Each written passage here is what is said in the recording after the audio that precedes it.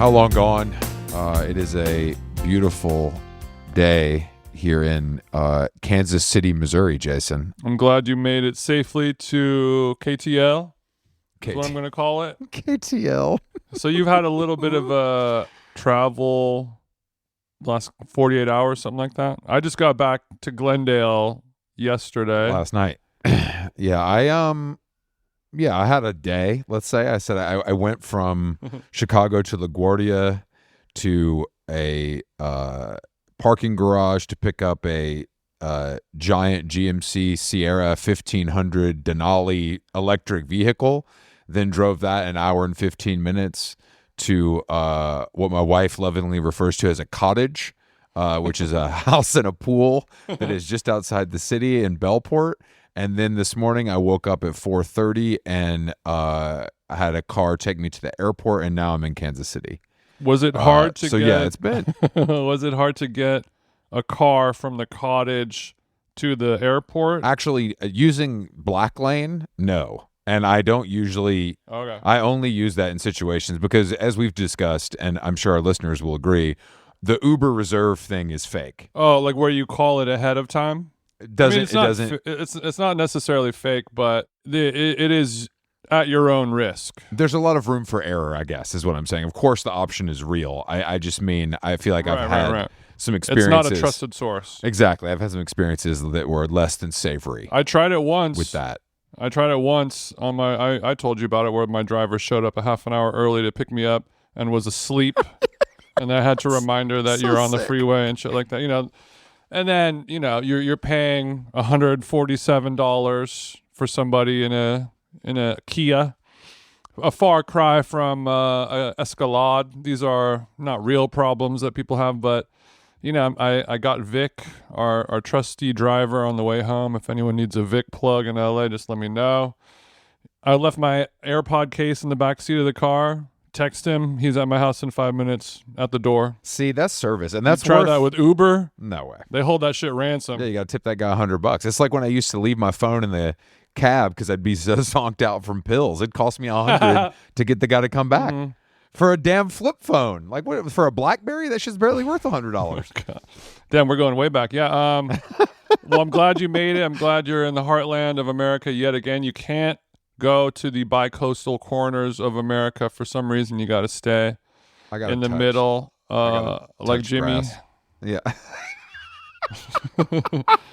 Yeah, you in the middle, no Jimmy. Stay in the middle, no Jimmy is too good. Shit.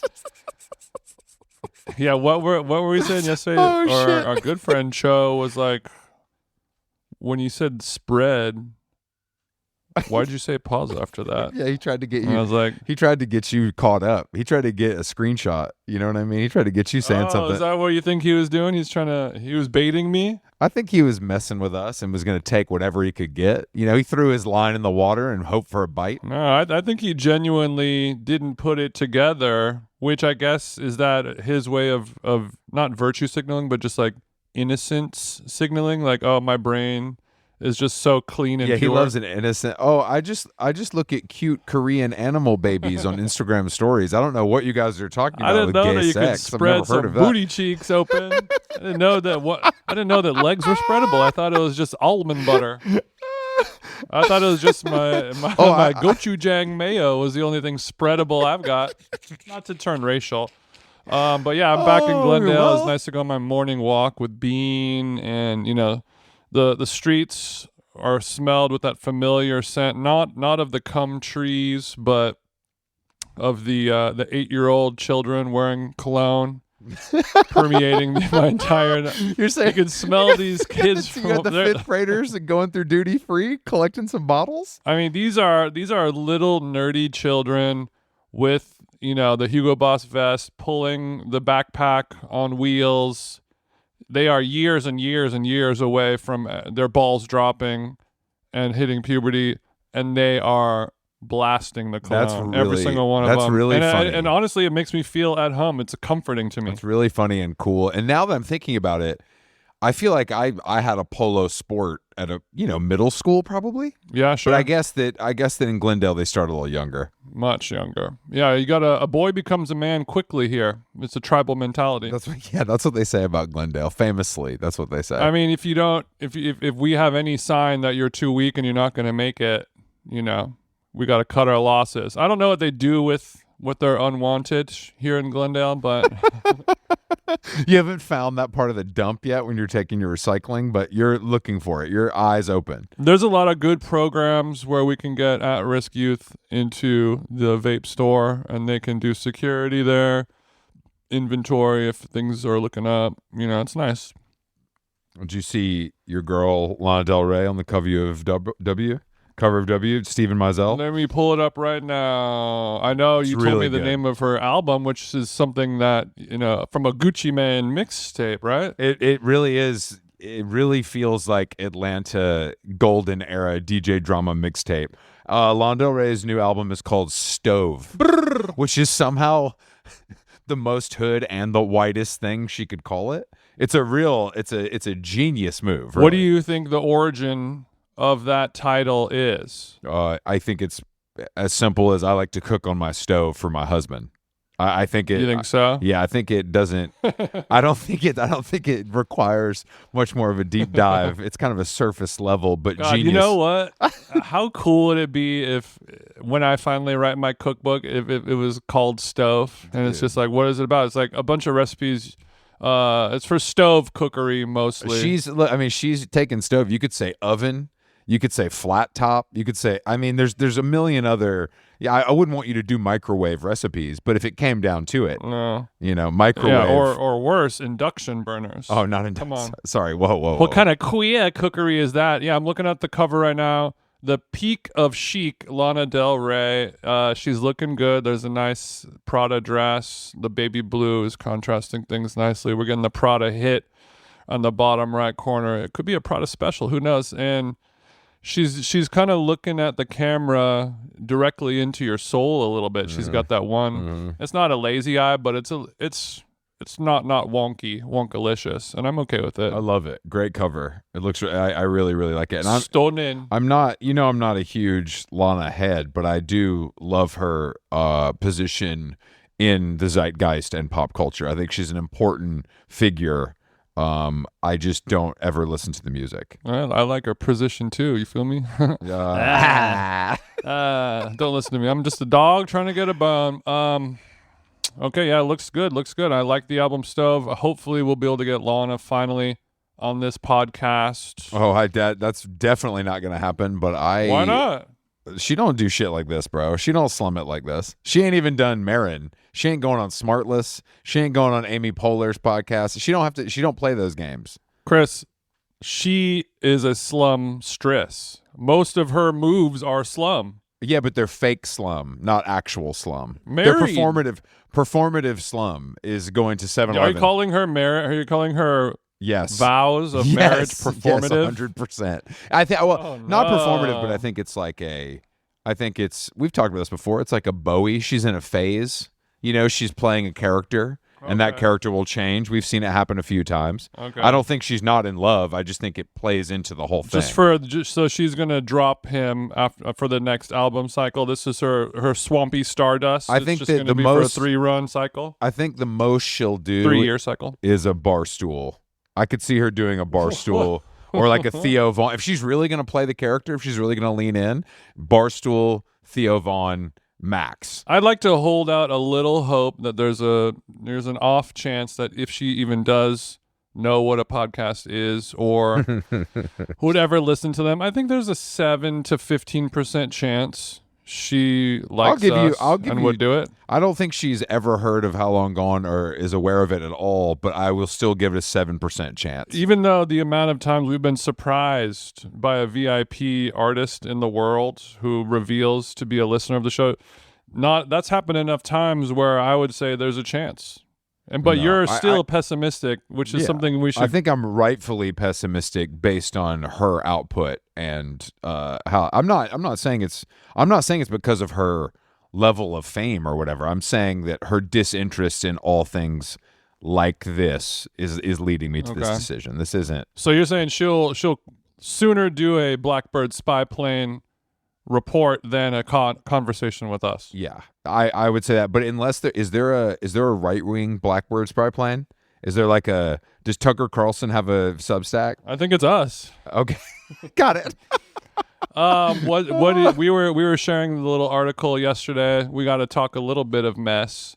Shaluminati, the Shaluminati mess of the dark truth about Club Chalamet. Yeah, I don't care really. Like I just don't think it's that interesting. And also it's a classic Daily Mail bait and switch of pay your 99 cents and we're going to tell you stuff that you can find other places, but it's going to be written in a tone that is meant to boost SEO, not reader enjoyment. you know what I mean? Yeah, luckily the cost is low enough to where you're like, you got me again, Daily Mail. I'll see you again in 4 to 7 months. Versus like, this is some horseshit.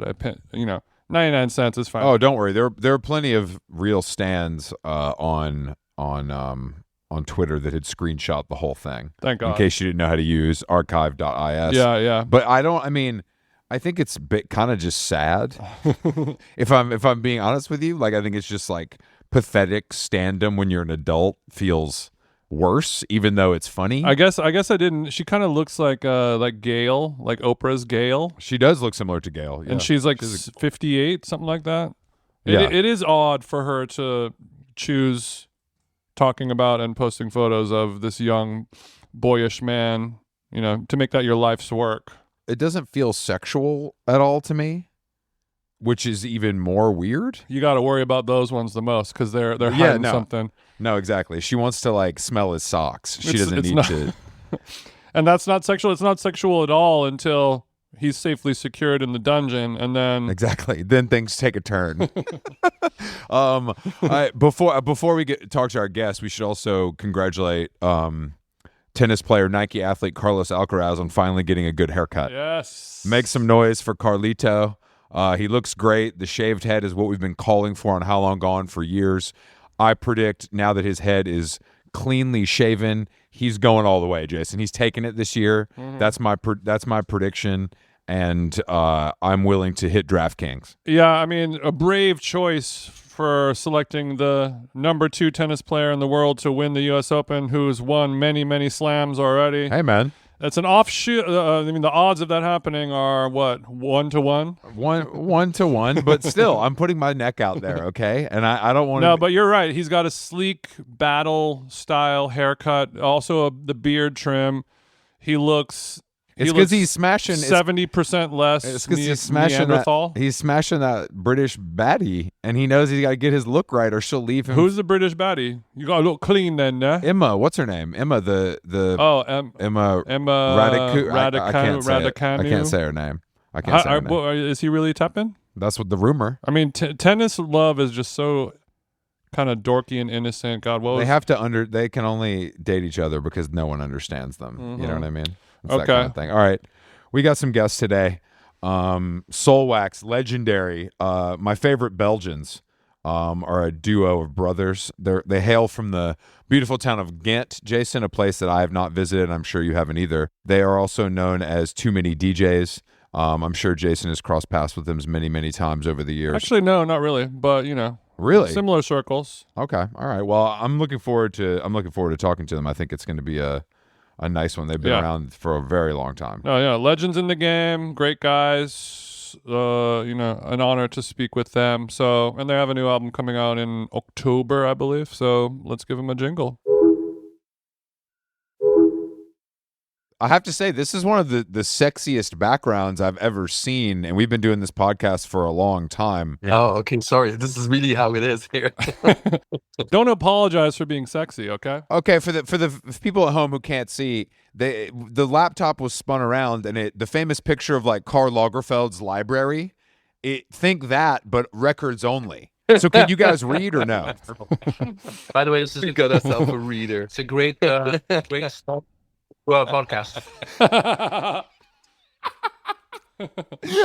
We got ourselves a reader, huh? No, it's a very nice setup. Is this in the studio? This is in the studio, yeah. this is the library, and this is where we have food. We we do podcasts. This is like the break room. It's the Yeah. you relax after a hard day. You go back and listen to a demo. So No. do you it's just a spend? podcast Is room. That's just the podcast room. Like we This is only podcast. libraries for every function. You have done how many podcasts? 4. It's a big undertaking just for the pod, and you usually do it at the resident advisor office or something. So your commitment to the game is very impressive. It's pretty good. Yeah, I was listening to you guys on the RA podcast, and I felt bad because everyone's microphone kept stopping and not working. And you would think that for a DJ podcast there'd be 11 guys in the room adjusting the knobs all the time, but no, I guess not. No. Wait, Are you dissing too many DJs? guys? I'm not dissing you. I'm dissing Are you- Resident Advisor's podcast production abilities. Are you dissing too many DJs? I would never diss. No, we have Too too much. many We have too DJs. much respect for the OGs, but this size of this room is making me think that Belgian real estate is more affordable than I thought. But that's a very good point. That's actually But actually, it's not- debatable now. not true. But when we built this, very much, yeah. Hey, can I ask you guys a question before we Well, we're already started, I think. We've started Yeah, quite a long yeah. time ago, but you can This is an open convo. Ask away. you can ask anything you want. Okay. So where are you guys? I am currently in Kansas City, Missouri, Okay. but I live in New York, and Jason is in Glendale, outside of Los Angeles, California. Do you know Glenn? I do know Glenn. Yes, I do know Glenn. Why does somebody say Glendale? You go, do you know Glenn? Well, I think you answered your own question. Yeah, but I know. Mhm. No, I had a feeling you were gonna. Glendale's famous for a lot of things. One of them being a Korean photographer from the Bloghouse era Okay. who grew up in Glendale, and I've been friends with them for a long time. I used to throw a party at Cinespace with Steve Aoki back in the day, so Oh, we may have crossed paths before a few times. have we met? Me, I think so. We haven't like had a dinner and hung out, but we've probably met in a green room a couple times over the years. You haven't gone back to back or broke bread, but you've met before. Maybe we have had a beer at Hard Festival or something, but never a Hard Cruise. Okay. No, we've never done a hard cruise. We have. No, we've done a friendship cruise. Oh, okay. Yeah. What? That's the opposite of a hard cruise. Yeah. We got asked to do the cruise that we always said no, and then there was a friendship one, I think. I don't know. And guys, by the way, shows our age, but we went on the cruise, Dave and me, and we're both wearing a suit. And a lot of these kids came up, it's like, guys, you're on the wrong cruise. The one to the Bahamas is on the other side. The adult singles mixer cruise is on that one. They're like uncles, really. What is the? I'm sorry for excuse my ignorance, but what is the friendship cruise? I'm not familiar with this sect. So that was, I think, when the hard cruise stopped. I think, what's his name, Gary, who did hard. Yeah. Did another one called Friendship, and it's all his friends. And the lineup when we went, It's just called friendship, like ship being a Oh, boat. I'm sorry. I'm so stupid. It's a double entendre. No, don't beat yourself up about it. it wasn't an evangelical thing where we. Oh, but the lineup is kind of amazing because there was a lot of our friends who said to us, you guys really have to do this. It was Alex Boisnois, Pedro was there, Moroder did it. Our good friend, Yeah. Maro. And they're like, oh, you think you're better than Giorgio Moroder? You don't want to come on the boat? Friend Giorgio. It would take Moroder back-to-back set to get me on a fucking cruise, I'll tell you that. But sorry, go ahead. Wait, who else was on this cruise? Danny Days was on it. Yeah, it was great. And they were Yeah. like, guys, it's only 2-3 days. You should do this. And to be fair, I never want to go back on a cruise, but that was actually fun. I was going to say how I can't think of a dollar amount that would get me on a cruise. But I'm not saying Yeah, it yeah. doesn't exist. I'm just saying I haven't thought about this very much. We thought the same thing, but it was just being on the boat with friends that maybe also this is maybe 5 years ago. Yeah. We got to an age where we don't really. There's a bunch of people that we used to see every weekend, and then life sort of changes a little bit, and then this was a good opportunity to see them again. without being able to escape. I don't know if I could, I mean, this is a podcast, but I'm an idiot, but I'm going to show you a picture of just that. It was really well, how well we fit it in. I think it's one of my favorite pictures of my brother, by the way. This is literally, we, we opened the elevator and this was the picture. It made me happy. Damn, that is a lot crazier than I thought. Okay, so I'll describe the photo. So you are wearing it seems to be a nice kind of Dijon sweater, maybe. Dave's wearing just a sweater. Beautiful sweater, hair's combed nicely, and then you're next to what I would describe as a Latino man in a psycho clown costume. Who was a really big fan. Okay, good. well, I mean, look, there's a silver lining here. At least he fucks with the music. But it's kind of, look, it's easy to make fun of it, but in the end, I could see that both Alex and Pedro and all these people, all our friends, they really loved it, man. They DJed during the breakfast. They went to some kids' room. It was really, I think if you're a fan of that music and those artists, yeah, I can understand why. So it's easy for us to make fun of. There's something we should say is that the ship holds, I think, about 4,000 people. Mm-hmm. But then there's another 2,000 people who work on the ship. The staff. Yeah, staff. So what we thought was really, and there's a guy who's like the MC. Did you call it an MC? Like the guy who announces stuff. That would be, yeah, that works. Was that the special guest of honor, Dita Von Teese? Yes. Yeah.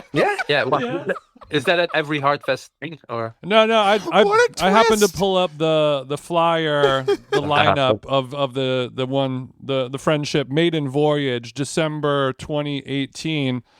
Guest of honor, Giorgio Moroder, with special guest Dita Von Teese. I don't know what she was doing out there, but it sounds like she did a good job. She did a good job. She did a great job. She's amazing. Okay. But anyway, so while we were on the cruise, they kept telling us that we couldn't really we could interact, but like we couldn't. You can't fuck the staff. We get it. No. That's also not what we meant. That's also not what we meant. But I think half of most of those people, all the people in the staff, they all come from Asia, or they're all from the Caribbean, Philippines. And they go in there for like 6 months, and there's a whole city underneath the cruise. So anyway, the MC tells us about it. Like there's a jail in there, and there's a whole because you're in the international waters. This, by the way, this conversation happens because Dave and me, we wanted to come on board with fruit and with wine that we liked, and it was taken off of us because of we're international waters. You can't take it on the boat. And then we started asking questions. The guys, there's a jail here, and there's a blah blah blah. So we started. So when we asked the MC about how how it all works, there's below deck. There's a whole city of people, and they have their own club. So we thought, hey, wouldn't it be great if we went and DJ'd for them? Oh yeah, for them. We went and played in their club. And the guy was like, oh, they would love it. It's amazing. So Pedro, Danny Days, Dave and me, I think Alex, Boys Noise. We go down and literally it's a bit like it's like a huge tour bus. I mean, it's like it's like a whole other game, and it's like, I mean, you go to this club and we're all smoking. And it's like a dive bar. Yeah, dive bar, and they set up decks for us, and it's like the guy comes in and does the big announcement, like, the big international DJs are coming to play for you guys. And we start playing, and it's nothing. Zero. They're all just giving us the stare. They're barely even looking up from their beer glass. They're like, what are you guys? They're not they're not big fans of minimal techno electro remixes. No, they don't listen to that kind of music. We were trying to do our best, all of us. Boys, everyone were trying. And then I think at some point Danny Days was like, he's like, fuck this. And then he just puts Rihanna on, and the place was nuts. Yeah. And then we all start playing. Danny has a lot of experience in the Miami club, so he knows how to get the little Caribbean flavor going, shine bright like a diamond. Yes. Okay. But it was kind of like a feedback on the ground, it was kind of amazing. And after that, by the way, after that episode, we started interacting with all these people, and it was kind of amazing because I think those two worlds came together. So that whole cruise thing was it was a weird episode in our career. Yeah, because I'm sure you played some fucked up places at fucked up times. Yeah, 100%. And we once did a porno boat. Yeah. Oh my God. Gee. What do you mean by porno boat? It's in Amsterdam. So Okay, say no more. yeah, say no more. No, I would like you to say more, actually, if you could. No, I think there's got to be good. Do you get to fuck the boat, or does the boat No, fuck you, no, or is it's- people on the boat? There was a So, boat. was anybody else DJing other than you that we would know? Okay. Yeah, All Errol right. Errol, okay. So Errol, Dave, and me, and Sabrina, the You- Italian. Do you guys know Sabrina? Did Sabrina reach the US? No. She's like a Italo House icon from the '80s who had a Yeah. song for boys. boys, Very boys. sexual. Yes, yeah. And she was doing a Love performance. that song. So she was performing. She's She was performing. Okay, she makes sense for the sex cruise Exactly. But it was more than Errol Alkin. More than you guys. No offense. No offense. I mean, I don't know. You guys could be a couple of shaggers for all we know.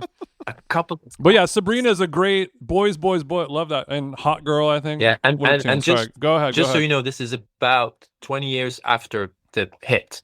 So it's like Yeah. actually the party's called Ex Porn Star, and it's like Or they call it the porno boat. sex positive. I don't know. Yeah, it was all about The sex cruise was sex Thank positive. you for your maturity and switching that up. I appreciate that. Thanks for rectifying that. Yeah. Okay, so you open for Sabrina. Everyone's waiting for Sabrina, but they'll sit through you guys. Are you playing like horny Italo house with like moans in it and stuff? No, we were just doing our thing. Errol, Dave, and Just me. regular thing. Then Play some Conan moccasin remixes for these horned up No, sluts. but then they had a lot of strippers. And they started getting people out of the audience. There was like a lot of like, There was a male stripper, but there was also a cavorting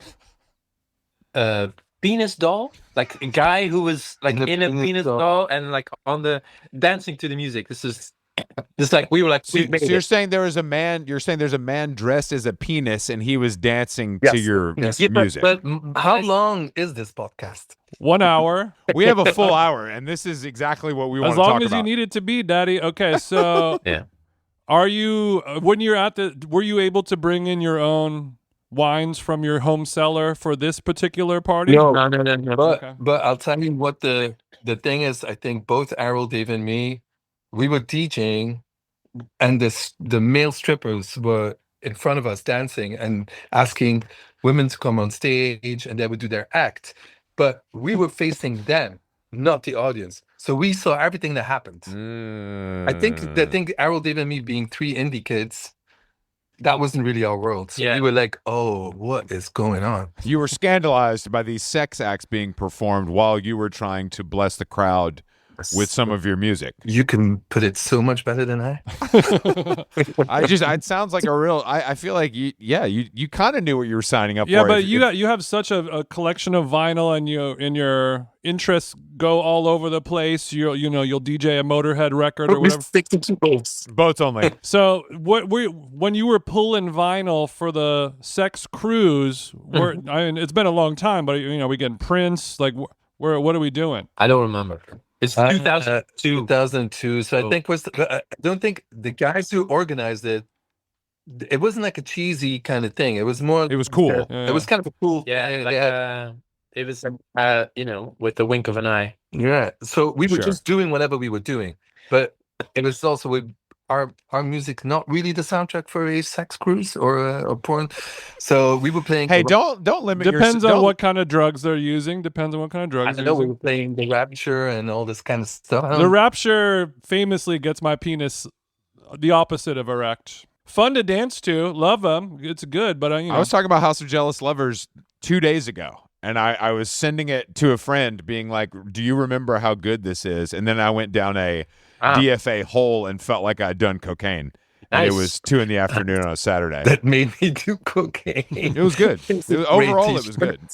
They made me. It wasn't my choice. I was forced. What is your are you guys wine collectors? Like, do we have a cellar? Is this serious business for you? No, we're not serious. We are wine amateurs. Okay. Speaking of DFA hole, it's true. Not a conversation between the four of us. It's like we're sharing this. This is whatever, like 15 years ago. Through James Natural Wines, like we've become Actually, Dave Dave, for my birthday, gave me a sommelier course, a private sommelier course by a guy that we knew. And the guy used to come to our flat in London. And it started off with just me, but then I was doing blind tastings and they had all these bottles up. And he's like, you might as well get your brother involved and other people. And it ended up being a table of people. And we all ended up doing this course because I mean, we were drinking wines, but we didn't know what we were drinking, where it Sure. came from, it was. And so you kind of like, you don't have like an alphabet. You don't have any words or yeah, like there's no, and so we learned a little bit how to do that. We got into it. And I think a lot of the natural wines that we liked and stuff, it's a bit like records, you know, there's only a guy making 400 there. And there's like, and so we got really into it. Well, I feel like that's disrespectful to your beer drinking culture and history. But that's crazy. It's- We're maybe the only two Belgians who don't drink It's very beer. crazy because we don't drink beer. Wow. I mean, do you think something happened to you that turned you off during your childhood, or is this just? They're just kind of like anarchy vibes, you know? Maybe it's I think it might be a cultural thing that beer drinking. I don't know. I don't want to be the amateur psychologist here, but it does have sort of a connotation of Belgian culture that when we were kids, we were maybe trying to escape. Kind of like how we some of our really good, hippest, trendiest friends are into cycling. Mhm. Okay. Of course. Cycling is so good. Well, no, and this is not to age any of us, but once you reach a certain age and a certain level of income, the long distance cycling as a hobby becomes much more attractive. Okay, well, so For us, it's always a connotation with a culture that we never really liked. because So- in Belgium, it's like your basketball maybe, or Yeah. Like NFL or something, yeah. Yeah. Oh, really? it's the second biggest thing after Like football. cycling here is like, yeah, people, yeah. And now it's become like a global thing. And I'm we s- see all these people from Australia, everywhere, friends of ours going like, yeah, I just did like 40 kilometers on a cycling bike. And you're like, great. Not really our vibe. Super cool. All right, so you've rebelled against your homeland. It sounds like. Are there some Belgian foods at least besides French fries? French fries, yeah. Come on, guys, waffles. No, there's no snobism against those. Those are the best. But What about mayonnaises? The mayonnaises of the world. Are we a snob there? all of them great. I'm not a guy, Equal but opportunity employer. I like that about you. Okay, well, when you were younger, like Chris and I, when we were in high school age, teens and stuff like that, we were like straight edge, hardcore guys rebelling against beer drinkers as well. Did you have any of that kind of straight edge punk rock energy to you when you were younger? no, I think in the way we rebel, like it wasn't really rebelling, but when we were that age and started to make music here in this town and specifically in Ghent, it was kind of where in this part of Western Europe, dance music and electronic music was huge because of a few things. One is that there was this start of the 4-day weekend where people would like there would be all these clubs on the highway and people would come from Well, I think all these Germany. documentaries about new beat and hardcore and stuff Yeah. like that, all that stuff is very much where we grew up, and everyone around us was into electronic music, and I think we rebelled against it, like Dave said, by being into Caius and Monster Magnet, all these bands, and that was kind of our vibe, and it was Monster Magnet. Yeah, I wasn't expecting a monster magnet today on today's show, but I think that's that's really interesting. I think for us, Caius and Monster Magnet, those kind of bands, because I'm talking 90, I don't know when, 92, 93, yeah. when all that stuff happened for us, I think we were like, guys, and people were like, why, using a sampler? You're not releasing this record on RNS? And we're like, no, we're going the other way. But the irony is that we like Ended up doing the other thing. and also that we were like so many of the what would now be seen as big players in that field in the techno world were people that we just knew, or just it's a small town, and so it's not that we were rebelled against it as in like, oh, we hate what they're doing. It's just that it's a natural thing, I think, when you're 17. Totally. Yeah. You just don't want to do what everyone's doing. Yeah, I mean, I didn't want to be going to church, I didn't know any electronic musicians, but I still wasn't found a way there- to rebel. Wasn't there a big like metal scene in Belgium though? Like Yes. Like a lot of black metal and that kind of thing, right? Not black metal, but more like there was a band here in Ghent called Ostrogoth, and there was like the. I do think Belgium has always just been this weird little small country that's squeezed in between Germany, France, Holland, And UK. and the UK. And in a way, a bit like Switzerland, I think, and Canada, because people speak 3 languages in it. It was just a really, really great place to be in the middle of a lot of stuff. And it just absorbs and then creates these weird things. And in a way, for a population of 9 million or 10 million, it's pretty amazing what all the cultural stuff that's happened here. But we've always been good in subverting these big things, or being the place where I'm going to give a really bad example, but like for U2, I think one of their first big gigs was in Belgium, wasn't in Ireland. And then like it started here. And then the company that does all their show stuff is Stages up until today is a Belgian company.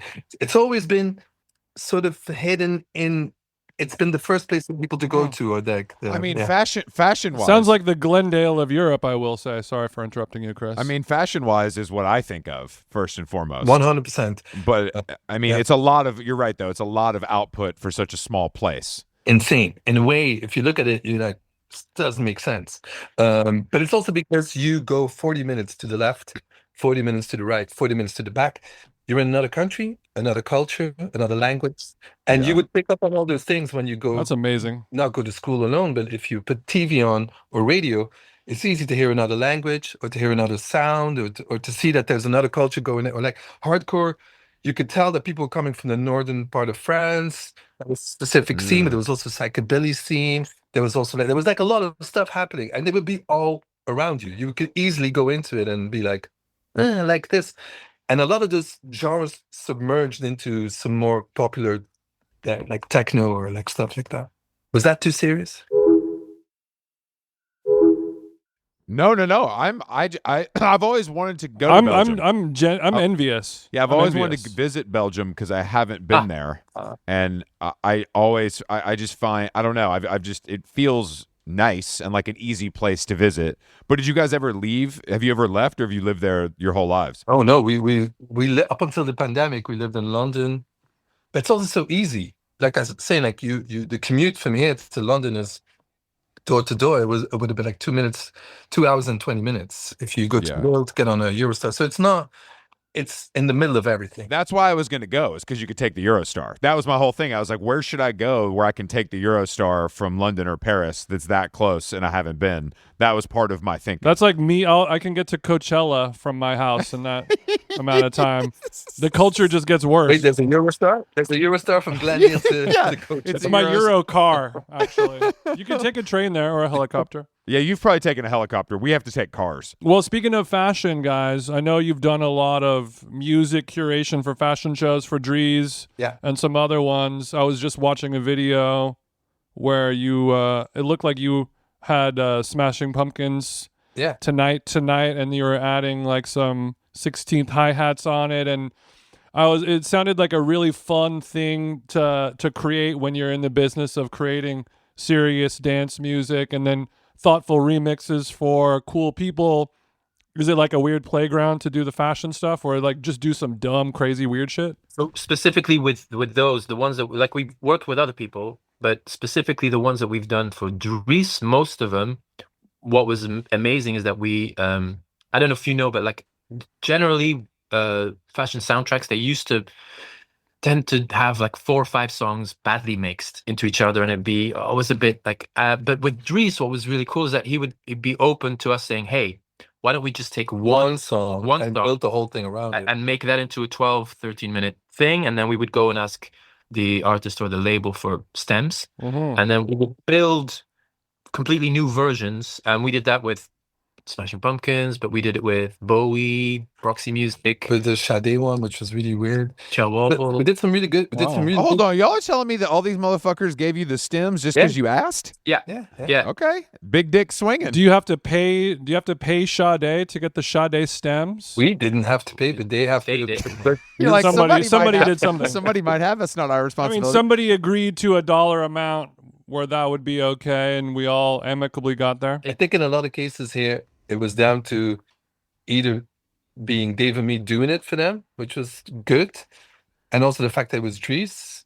They liked the clothes. Yeah, and I was then- gonna say that helps. That helps. But in the case of Bowie, I think we did like a Heroes 12 years before, and then for Dries's last show, we ended up doing Sound and Vision, and they were like the estate was super nice. They were like, yeah, if it's you guys, great. Wow. Who did you do Heroes for, or what was it? Was it For Dries, for That Dries was as well? Okay. And that was amazing because the Bowie was still alive at that Mhm. point, and we got given. They brought the master, The multi-track. the multi-track, in like a case to our flat, Whoa. and then it was all like and he couldn't use it online at that point because Bowie's like, you can only use it for the show in Paris, and that's it. And so yeah, we still have it here, but it was amazing to do as well, because I think the other part is, as music fans, like you were saying a little bit, the fact that Roxy Music or you get the stems of something like, or even Smashing Pumpkins, and people go, here, have fun with it. It's almost a bit like music history, because you can listen to how they were mixing things, or how it's kind of I think it's the thing that we really love. Yeah, and do you ever feel like it's a bummer that this music is just going to be played at a fashion show one time, and No. then Oh no, I That's think or that's beautiful about it? Yeah, Yeah, that's nice. Yeah, That's it's kind of cool. I mean, in fact, it's the ones gradually, like over the, I don't know, 16 or 17 years that we have been doing some random fashion stuff. The industry's changed so much for it to be so online focused, and it's Yeah. kind of nice that stuff only exists for that day, and that's it. and they are very different. No, I think they're it's very great. different than remixes, because if you would do a remix, a Soulwax or something, we would do it a little bit out of self-interest, because we could DJ them, so there's an economy for them to live.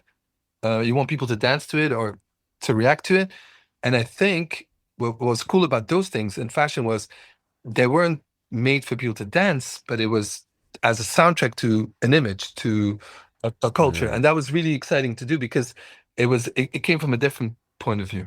Mm-hmm. Wow, we've really turned the corner from porno. No. I mean, you guys contain multitudes. I mean, that's the whole. I think I'll that's the steer. thing. We're gonna steer the ship back there before we finish. Don't worry. Yeah, actually, I DJ'd a fashion show a couple months ago or a couple weeks ago in Copenhagen, Oh, and I really feel like Ableton Live has really created a way for Yes, anyone to create, a 12-minute long, super crazy song. He had all these songs, and there's like a hard techno song playing, and then it went into Tom Petty learning to fly at the very end. nice. And like the acoustic strumming was right on the kick, and I was like, this sounds so fucking stupid. Like like you can't do this to Tom Petty. And then by the time the transition ended, I was just like, take my shirt off, just like like it was so good. So you were offended. that part You was were cool, like, nah, don't touch Tom. at first I was like, imagine hearing for the first time just like a dong dong, like a crazy techno kick, and then like ding ding ding ding ding ding ding ding ding, like just It was. I have to say, I'm not an expert like the three of you, but even I was skeptical, and he's right. When it hit, and it did. It was work. a plane that didn't look like it was going to land, but it landed beautifully, and it was cool. Like, the 300 people in this room got to experience it. I'm the only person who has thoughts on it. What was the brand's name? Sunflower. But it's funny because it's funny because I also feel like Tom Petty is like the most American. Like I feel like a lot of Danish people in that room did not know that song, which makes it even better. Like how good it was. That's cool. That's cool. I mean, But that's kind of the genius of a lot of these things, like where, I mean, it's not just about fashion shows, but I think DJ sets as well. It's kind of nice when you can catch somebody's attention or turn it around. Yeah. Oh, yeah. Turn the Win perception a crowd around. over. Win those Haitians over eventually, thanks to Rihanna. Clear the room. Or clear the- After 3 hours of banging your head against the wall with your own music, you just put on some Rihanna and everything can be fixed. Exactly. Couple questions about stems. Do you have? Which one do you have any stems? Do you Can have I any you could have send me? access to your Dropbox? No. MP3 is fine. I don't even need the AIF. Okay, so are there any stems that you've received that you just haven't been able to crack? Like we've tried to remix this, it's just too powerful, too intimidating. We've never been able to do it. There was one that we tried to do remix for, but it took us a really, really, really long time. I don't remember which one. The Arcade Fire one. Arcade Fire. That's them asking us to do a remix. I thought you meant something more in Oh, the no. I do. Look, anybody doing anything to make Arcade Fire better, I think is a noble cause, and I'm sorry that you guys couldn't complete it. But No, because we loved the song. The song was I'm joking. I'm joking. The They have song was some really, really classics. great. And I don't think we've ever spent so much time on it. We just couldn't get. And then when we got it, we were so happy. We were like, oh my God, this is great. We got some and they loved it. So it was good. But I'm just saying, like, sometimes it's not as, I mean, it doesn't come as easy as people always think. You just have to. but also sometimes it's just a matter of time. Yeah. Like when you asked that question, I just remembered that we have the stems for this song that we think is amazing, and we just haven't done it yet. It's Rita Mitsuko. Oh yeah. Andy. There's stuff that we have and we still haven't. But maybe, yeah. Thank you for reminding us. Yeah, no problem. Okay, well, the second question about stems. Now that people are able to use AI technology to extract stems from any song in the world, as two people who have been digging for crates, stems, getting master files, reel-to-reel tapes, all this crazy shit, doing it the right way with all analog equipment, no bullshit, no laptop stuff. Do you have any thoughts on the ability of being able to get stems that sound good enough nowadays? So, well, that's the thing. So the key word is good enough there, because if it was good enough, we would be doing it all the time. Like we would want the stems to all these records that we love. Just in our experience, it's always just like just not good enough. Yeah. And by just not good enough, do you mean sound quality? Just sound wise. Okay. Yeah. The way it isolates. Yeah, I mean it's kind of like wine, to use a wine, and just like most wine is good enough for most people. You have a palette for stems and audio quality that is more advanced, and it just simply is just not good No, enough. that's My words, not yours. we have a palette for You stems. do. By the way, great sweatshirt. A palette for stems could be the name of the next album. I mean, that's really poetic. What's the other one? A DFA that maybe do cocaine. Okay, let's say a band sends you the stems for a song, and there's like 377 files. One of them is an 8-minute long file with one shaker for 4 seconds, panned all the way to the left. You're never going to use it. How do you consolidate? What do you do when you get, the king size 11 gigs worth of stems? It's exactly in those files that the gems are to be found. Yes. We did one. Oh, it's so faster. Yeah, we did one for We did one for You Make Me Feel Mighty Real so faster track. We asked for the master tapes. We got the master tapes. multi-track. Multi-track. And we go through it and we're already like, it's amazing. It's unbelievable. Yeah. And you hear them playing it. And then we get to the end point, and all of a sudden, it just goes into a gospel version of the song. And the last 30 seconds, Like a previous take. So somebody had done a previous take, and it was still on there. And so after a little bit of digging, we heard that like they would rehearse the track, and as being a gospel guy as well, they would do a lot of versions of these disco tracks. They would play them gospelly or like soulful, or they do a different version of it. And so yeah, sometimes you find these things where you're like, oh my God, it's like so crazy. Like they don't even realize they're sending you that, and then you find it, and you're like, "Yo, what about this part?" So we released it, and at the end of our 10-minute remix of it, we cut to that just a tiny little bit because we thought it was kind of Yeah, that's nice. Show a little as long love. as it stayed in beat for the DJ who's playing it, then that's good. But if it could fuck up a lot of mixes. But it wasn't. It wasn't. Whoever's it was trouble. Less of an Easter egg and more of a quicksand pit to ruin your 10-minute blend. Okay. It kind of goes back to the historical significance of some of these masters. Like when you get given these master tapes and multi-tracks, you kind of, as a music fan, this is not just as the people that being asked to work on it. It's just, you kind of go, wow, some of it is just, some of the playing is maybe not so great as you think, but then the unit of all of them playing together in the room is just magical. Yeah. I don't want to hear some of that. Some of that shit don't need to be isolated. I know what you're saying. Some of that shit don't need to be isolated. Yeah. I think we had it with the Roxy Music one. We had a Roxy Music one, and I remember Dave and me go like, "Wow, the drums are all over the place, and like not in time and normal, but If really off. if you hear them Yeah, separate. really off. Yeah. And then when you hear the whole thing together, like it makes so much sense because he was just following how the band was playing and how Brian was singing. And They were all in the pocket together, but the pocket was oddly shaped and took a lot of twists and turns. why does the bucket have to be on the grid?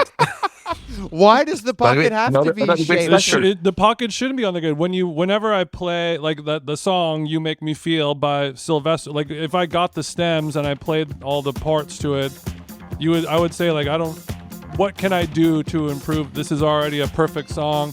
Anything I do to it is just going to fuck it up.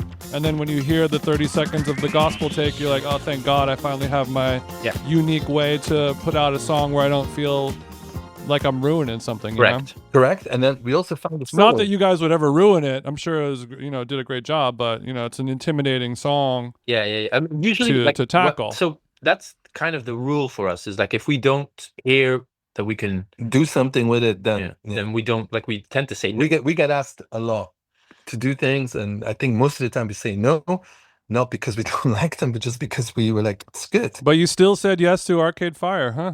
Interesting. We did. It's actually an amazing track. I need to know what song it is because there's 3 that are good, so I need to know if it's one of those 3. I'm sure it's Sprawl 2. It's one of the good ones. Oh, Sprawl 2 Sprawl is the 2, best song. baby. That is actually the best. That's the best song, actually. So you're fine. You're in the clear. Sure I've played that song before at some point in my life. Great song. Why all the Arcade Fire hating? Have you seen him play in the last 5 to 7 years? They're having a tough time right now. we saw this amazing, like there was a friend of ours who sadly died, Steve Mackey, and on his funeral, Steve from Pulp. Yeah. On his funeral, when and Regine did this insane acoustic thing for his funeral, and honestly, guys, it's easy to maybe, of course, but it was so good. I remember standing there, like almost crying. We were both like so moved by it. There's something about that band that is really. Was it their own? Did they play their own song or was it a cover? Yeah. Oh, they did. Yeah, but it was stuff that they worked on with Steve as well. But yeah, I mean, it was pretty amazing. I have to give it to them, man. That was wow. They're a special band. They're a very special band. They're a very special band. No, they can be powerful. We were asked to DJ at the funeral. Yeah. You did. I didn't know. I think that might be the first time I've ever. Jason, when I die, you can DJ at my funeral. I've done a lot of weddings, and you guys probably have too. What's more fun to collect? What is a more fun playlist to make? 3/27, 2014 wedding or funeral. Which one's more fun in the record box? As I know anyone else who's listening to this, I mean, there's so many things to make fun of now, but in all fairness, it was one of the hardest things we've ever done. Yeah, it sounds. It's it was somebody, Dave and me. I mean, we adored Steve, and to be asked. I mean, he was beloved from all accounts. It was the hardest DJ set. Ever. But God gives his hardest DJ sets to his toughest warriors, and you guys are fit for the battle. That's true. Because you're like, how much of it is like solemn? How much of it is celebratory? How much of it is, which Pulp songs do you play? It's tough. So his wife, who asked us, I think she wanted it to be fully celebratory. Like she was like, she wanted to be that's like a party. But that's what I was going to ask, if it was like a celebration of life type thing. That makes it a little easier for you. We're doing that after Jarvis does an amazing solo acoustic version of a song, and then when Regine does the thing, and everyone's crying, and everyone in that room we know or are famous or like stuff like that, and then they're like, and now let's rave, and you're like, it's like, and so everyone's wiping their tears, and Jarvis puts the guitar back down, and then you put on Robin, Dancing on My Own, and everyone's like, I don't remember what we played. No, to be fair, I think both of me and Dave, we were. After that, we went back. I think it's one of the very few times we went to our room and we were dead because we were like, that was the most nerve-wracking thing, and we succeeded in everyone feeling happy and celebrating and remembering Steve. Yeah, but it's not something I mean, I'd rather be in the underneath on the cruise ship. You'd rather be in the bowels of the cruise Yeah, ship. that's. I mean, no, that's I really. trust Danny Days. Trust in Danny Days. Yeah, I always do, especially with my crypto. So I heard you talking about on the RA podcast about how Robbie Williams reached out. You did a remix of his a long time ago. Nothing really ever happened with it, and then he emailed you guys saying, "Hey, I love that remix. Can I use it for his live tour that he's going on now?"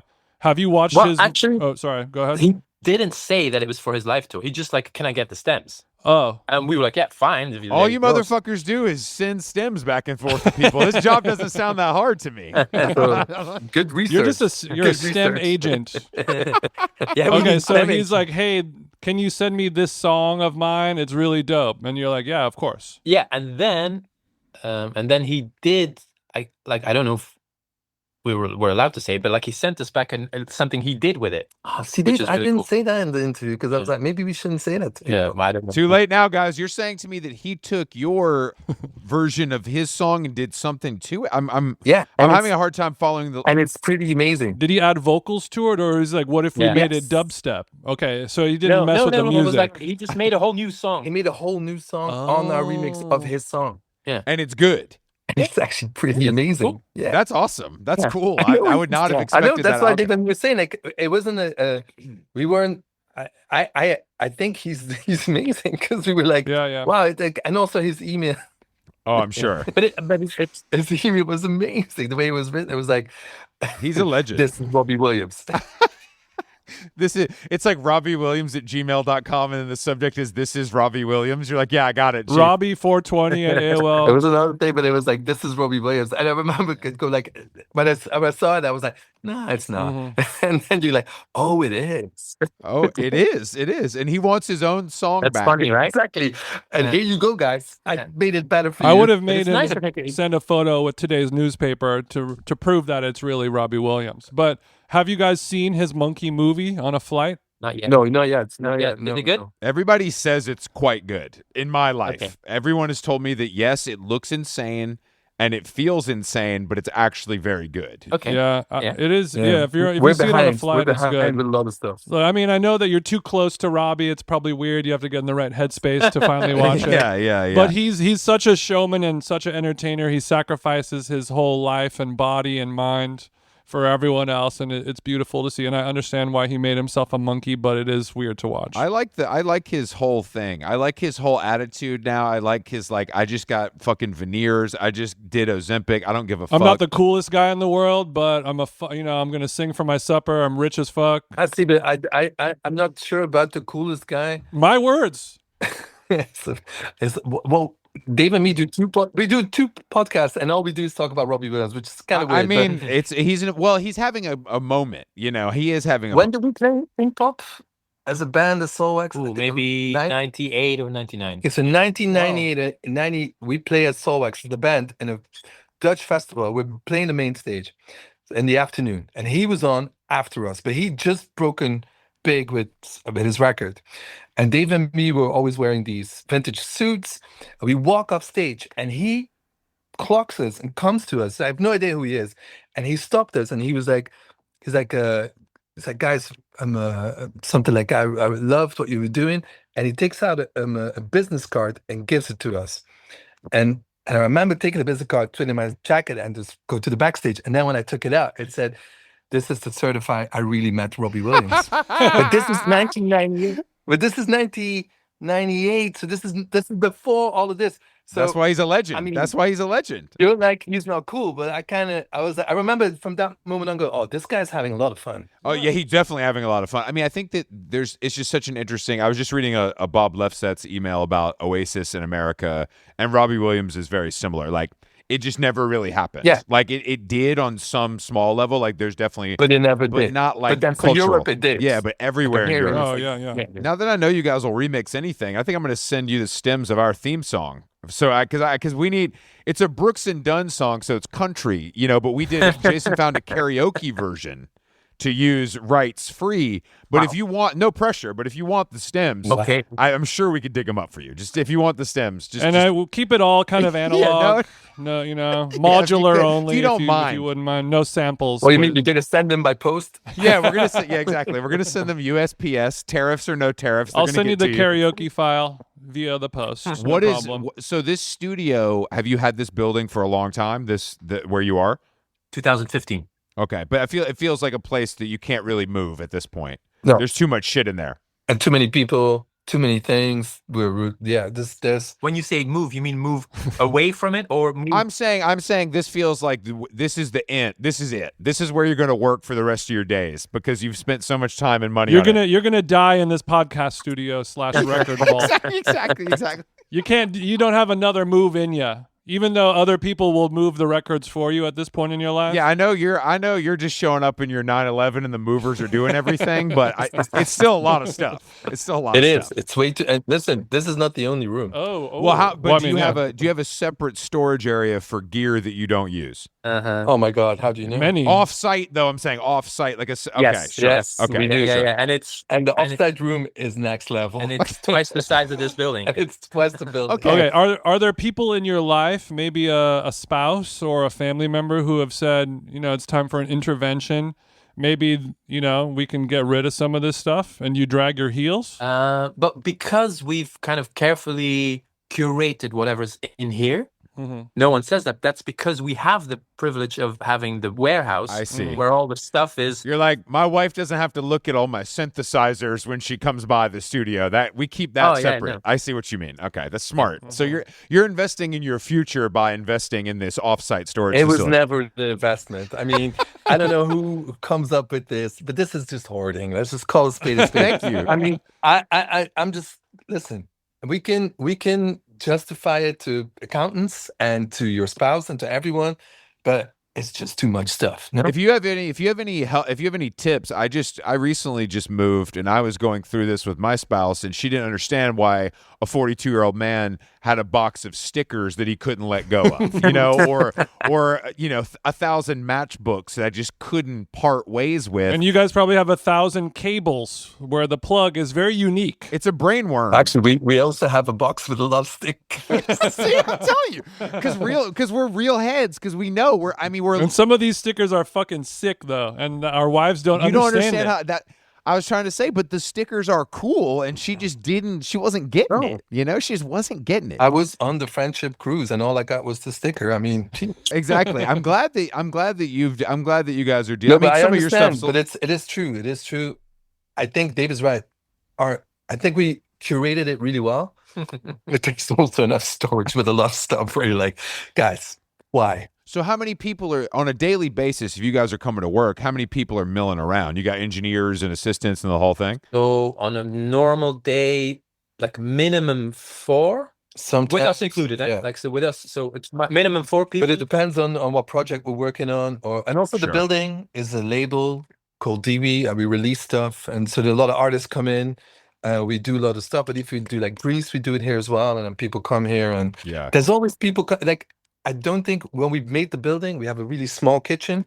We thought we were never going to cook here, never going to eat here, because we're like, this is our workplace, And it turned out to be the dumbest idea, because we end up sitting here with 12 people or 10 people sometimes every afternoon. And we're like, sure. When you bring the string section, all of a sudden the Deliveroo is taking up a lot of space on the counter. And it's also become a building for a lot of other people. So it's our building in a way, but it's part of the people who work here. There's a second studio upstairs where people always do demos and stuff, and so it's nice. It's nice because it's also kind of having the library here. I think for a lot of people, we think it's evident that people know who The Rapture is, but I think for a lot of young kids, it's not. Yeah. And so having all these records around and stuff like that is easy for them. They discover stuff where they go like, "What were you guys thinking?" Yeah, that's really nice. Yeah, that's really nice. They're like, "Wow, this sucks. I can't believe you guys Monster Magnet, really." What is the coffee setup at the studio? Is one of you a part-time barista? Very funny It's a very funny story. So I'm a no coffee person. Okay, freak. Damn, go off. But everyone else is, right? Okay. And so I think at some point people were like, it doesn't make sense that we, like you guys spend months finding the best, By the way, we Dave and me, I think we're really into teas. Okay. And so we buy a lot of weird teas that we find for guys. Okay, so sure. we go deep into it. Yeah. so, Okay. But they were like, why don't you do it for coffee? Yeah, guys? so Like, people well, are like, if you're gonna be nerds about about vinyl or mixer, Yeah. everything, like, why not go all the way with coffee? And like me personally, I don't really care because I don't drink coffee. Steph drinks both. So someone who works One of our with us artists. on the label, Yeah. she's a barista. And so she came to us and was like, I know you guys like design. So she found us a really beautiful brutalist concrete espresso machine. Espresso machine with a grinder and everything, and we get these special beans from somewhere and stuff like that. The problem is, when it's just Dave and me, we don't know how to work that machine. Sure. It's just a really cool machine to look at, but it's not like we. But everyone who comes in goes like, "Oh, that's a really cool coffee machine." But we're like, "Yeah, but we're not. We're going to give you an espresso now." I think that's even better. Oh yeah, that whole thing. I don't know anything about that. That's just something collecting It dust. looks really cool. Looks really cool. You can nerd out with the tea stuff though, right? I know a lot of people who get very deep in it. Yeah. We do, and Maybe we nerd out too much with a lot of stuff. So I wouldn't go that far. Don't. No, I think that's not. how you got to be where you are right Yeah. now, and you're able to enjoy a life that you can do whatever you want and nothing that you don't, except for a cruise every now and again. I think it's okay. Is this an intervention? All we say, we've had a good run, guys, but I think it's time to stop. Okay, this is Yeah, you guys, you got all these monikers, different names. I'm confused. Like, let's just pack it in. Let's just pack it up. Yeah, that is confusing. but we need that for ourselves. I understand. Sometimes you got to compartmentalize. Well, I we can do understand. these podcasts maybe quarterly just to check in and make sure everything's running okay. Okay. The canonized, it's just like a health checkup. I guess like any Robbie Williams emails. but dead ass. If I ever come to Belgium, I'm coming to the More lab. than welcome, guys. I'm More than coming welcome. to the lab. But to be fair, you will have to come with Glenn. So That's fine. That's fine. He's the only way I can get in. That's fine. he's been here before, by the way. He's been. Yeah, he's we'll been come to with Glenn. the mothership. God bless. All right. Well, look. Thank you guys for joining us. We really appreciate it. And the album is out. There's a new album out very soon, right? Yeah. It's in October. Yes. Shit, you know more than us. yeah. In October, yeah. All right. Great. That's such a such a weird detour from porn boat and coffee to be like, oh, the album's out in a few weeks. Well, we have to remind people before we go that you do have an album coming out. Look, you're gonna do many. Your album comes out in 51 days. A little early to do this press run, I will say, but I'm sure between now and then, you will have lots of opportunities to discuss the intricacies of the recording process and how track 7 was this and blah blah blah. We're here to talk about cool stuff and then promote your album, and that's it. Can I ask you a question? Sure. So, in the beginning, when you were dissing Resident Advisor and their podcasting abilities, Yes. Ooh, I like how you make it into a thing. is there a rival No. podcast? Is there a rival podcast? Well, there's several rival podcasts. I want to destroy all of our competition, of course. Not Resident. Who would be the one that you hate the most? Hate the most? I probably shouldn't say that on air, but Well, you can edit it out. You can edit it well, out. no. I mean, if it would probably be. I think that Smartless hits us closest to home because they're doing a very similar version of what we are, but they've managed to earn $200 million from their version, Nice. and we have not earned that much. So it is. There's a little bit of Okay. Oh, okay. damn. Okay. But it's one of those classic situations where they don't know who we are. You know what I mean? It's one of those things. But yeah. It's a one-sided rivalry. It's a one-sided rivalry. Exactly. Only because we do the same exact thing. It would be like if there was a huge group, like Lady Gaga level, but they made music that sounded exactly like Soulwax. And you'd be like, this is some bullshit, guys, just because you have access to whoever you want. You can get Sabrina Carpenter on the Soulwax album. I see. Yeah. But Chloe Sevigny is cooler, I will say. Yeah, I mean, exactly. So, how have you guys been around longer than they have? We started around the same time. Same time. Ah, okay. A lot of podcasts started and many have ended, but during COVID, like we started. We're a COVID project. We started 2 weeks in, basically. Oh, okay. If that, and then it's been going from there. But it is fuck Smartless on this side, unless of course they want to talk to us on their show, and then we'd love to come on. But no, thank you guys both for joining us. We really appreciate it. It was fun. Thank you guys. Our pleasure. All right, we'll see you soon. Later. Bye bye. Ciao. Was that good? Fabulous. I'm gonna edit it all up tomorrow, and it'll be out on everywhere. On vinyl? The white label is actually already sold out. I'll see if I can get you a copy. We only did 300. Nice. Listen, guys, we play Portola in 2 weeks in San Francisco, and we do 3 points in Miami. And if you guys can get the final to us, I'll play it happily. Beautiful. Yeah, I saw that. I wanted to go to Portola. We're friends with Imogene, who's putting it together with Golden Voice. But So actually, her dad Heard that. Justin. is Justin, an artist yeah. on our label. We produced some stuff. Justin's amazing, man. yeah, he's a What a legend. legend. Love the guy. All right, guys. See you guys later. Have a good one, all right? Thanks again. Bye bye.